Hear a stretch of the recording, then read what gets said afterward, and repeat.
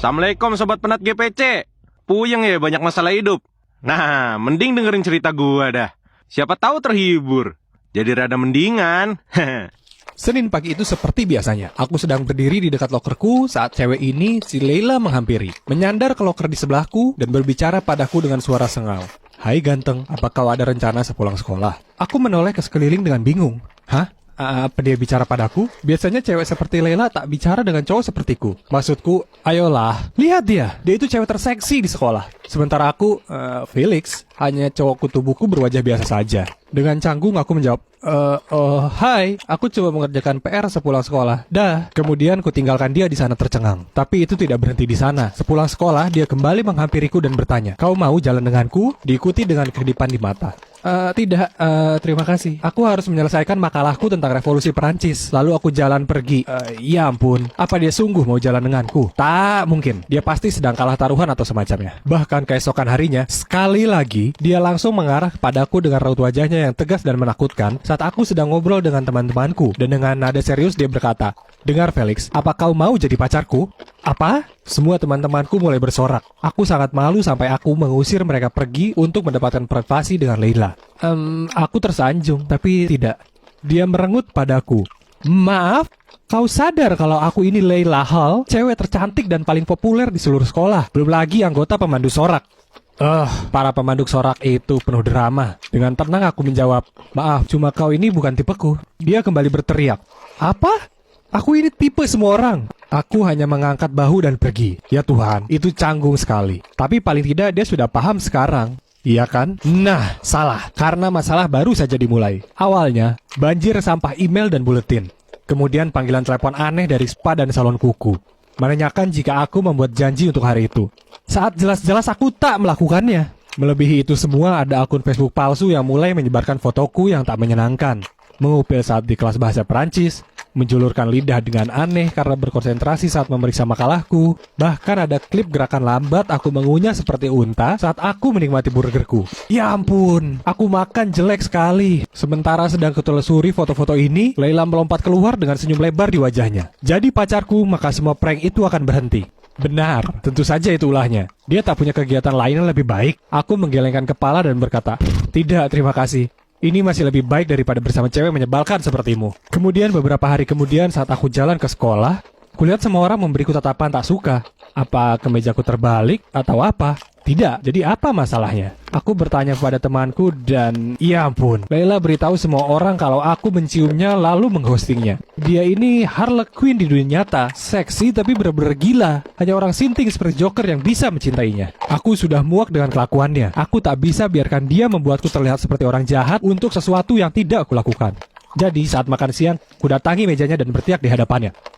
Apa kau gila? Kenapa kau tak paham kalau aku tak menyukaimu? Kemudian aku berteriak supaya semua orang bisa mendengarku. Hei dengar, rumor soal aku mencium dan mengghosting Leila itu bohong. Dia mengarangnya karena aku menolak kencan dengannya. Jadi tolong simpan pandangan kotor kalian untuk orang lain. Terima kasih.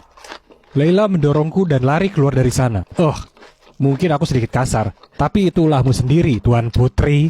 Kemudian saat kelas bahasa Perancis dia absen tapi tak seorang pun tahu kemana perginya. Apa mungkin itu karena aku? Enggak, kemungkinan tidak. Tapi saat aku berjalan pulang, kulihat dia duduk sendiri di sebuah ayunan di taman bermain. Pergi saja Felix, cewek ini hanya membawa masalah. Aku berpikir dalam hati tapi ya ampun, dia kelihatannya sangat sedih. Jadi berikutnya yang ku tahu aku jalan mendekat dan duduk di ayunan sebelahnya. Aku tanya, kenapa kau tak ada di kelas bahasa Perancis? Tinggalkan saja aku, berhenti pura-pura kau peduli. Dengar, aku menghela napas dalam-dalam lalu melanjutkan. Aku minta maaf karena teriak padamu di depan seluruh sekolah. Itu tak keren. Tapi apa yang kau lakukan padaku juga tak keren. Bisakah kita menganggapnya impas? Leila terdiam sebentar, tapi kemudian dia mengangguk dan tersenyum padaku. Nah, itu tak terlalu buruk ya kan? Jadi, sejak itu seterusnya semuanya baik-baik saja di antara kami. Dia bahkan tersenyum padaku di lorong. Kapanpun kulihat Leila, rasa hangat datang padaku dan aku tak bisa berhenti tersenyum. Pernah, aku bahkan habiskan seluruh istirahat makan siangku jalan-jalan mengelilingi sekolah supaya aku bisa melihat sekilas wajahnya.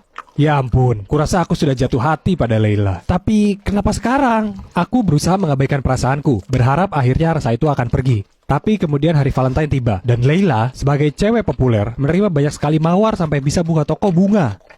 Menyebalkan sekali. Aku harus berbuat sesuatu. Jadi, sepulang sekolah, aku ke rumahnya dengan beberapa coklat dan sebuah boneka beruang. Segera saat dia membuka pintunya, aku berseru. Aku tahu aku ini seorang yang sangat bodoh. Menolakmu adalah kesalahan besar. Apa kau mau jadi Valentine-ku? Aku berdiri di sana berwajah merah dan bersiap menerima penolakan. Tapi dia hanya merampas hadiah itu dari tanganku lalu berkata, "Iya, baiklah kalau begitu." Iya Tuhan, aku tak percaya ini. Aku, cowok kutu buku biasa bagi kalian, memacari cewek paling populer di sekolah. Cinta itu tak bisa diduga sama sekali. Aku terkesan betapa terbukanya dia perihal kutu bukuku. Dia bahkan nonton The Mandalorian denganku, dan jadi gemas kapanpun dia melihat Baby Yoda. Tapi satu hal yang tak berjalan lancar di antara kami. Ya, kalian bisa tebak, yaitu belajar. Leila sepertinya tak peduli dengan nilainya, dan aku tak ingin dia gagal. Jadi kutawarkan diri jadi tutornya. Tapi dia terus saja menguap dan menatap keluar jendela kapanpun kami mulai belajar. Felix, aku punya ide. Kenapa tak kau kerjakan saja PR untukku? Sementara itu, aku bisa berlatih memadu sorak karena kami akan ada kontes penting dan itu berarti sekali untukku. Seperti halnya kuis matematika bagimu. Apa? Dia serius? Ya Tuhan, aku benci berbuat curang seperti ini. Tapi dia memberiku tatapan memelas dan aku yang payah ini menyetujuinya. Terima kasih Felix, kau yang terbaik. Dia menciumku di pipi.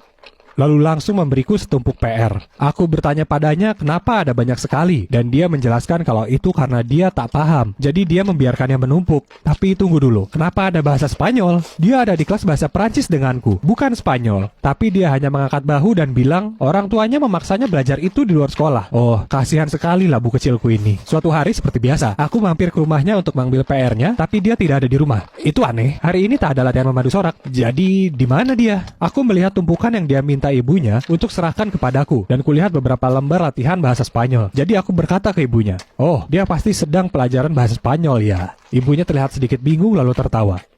"Kau tahu Leila, dia terlalu keras kepala untuk tambah kelas." Hah? Jadi makalah ini bukan miliknya?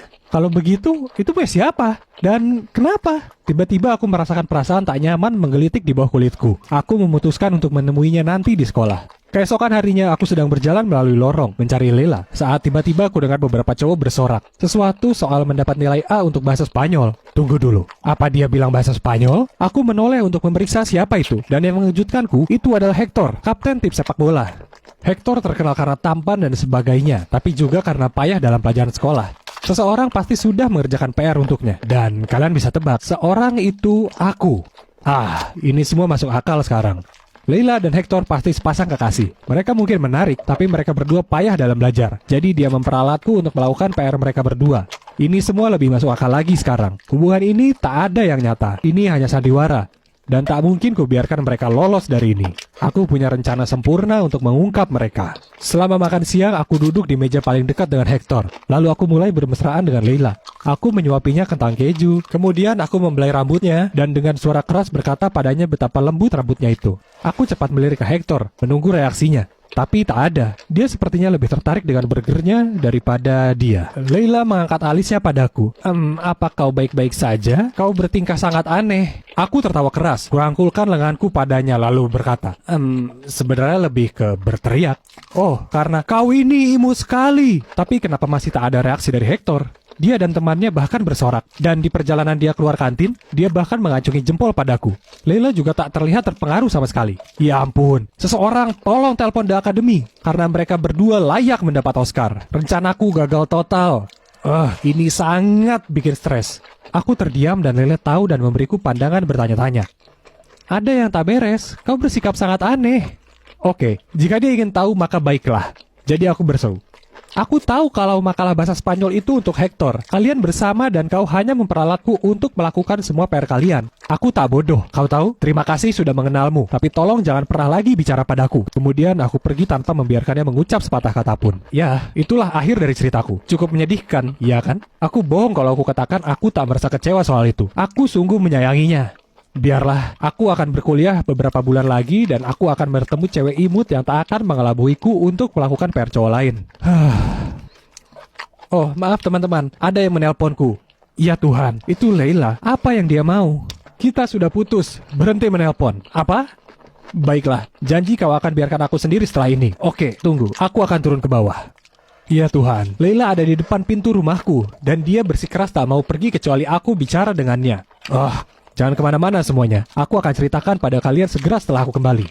Ya Tuhan teman-teman, kalian tak akan percaya apa yang Lela baru ceritakan padaku. Masalahnya adalah, tim pemandu soraknya harus banyak berlatih untuk kontes yang akan datang. Yang artinya mereka tak bisa belajar sesering biasanya. Karena itu, dia harus mencari seseorang yang mau mengerjakan PR mereka, agar nilai mereka tak merosot. Dan itulah saat Lela muncul dengan ide untuk memenangkanku sebagai cowoknya. Semua godaan, lelucon itu, semua ada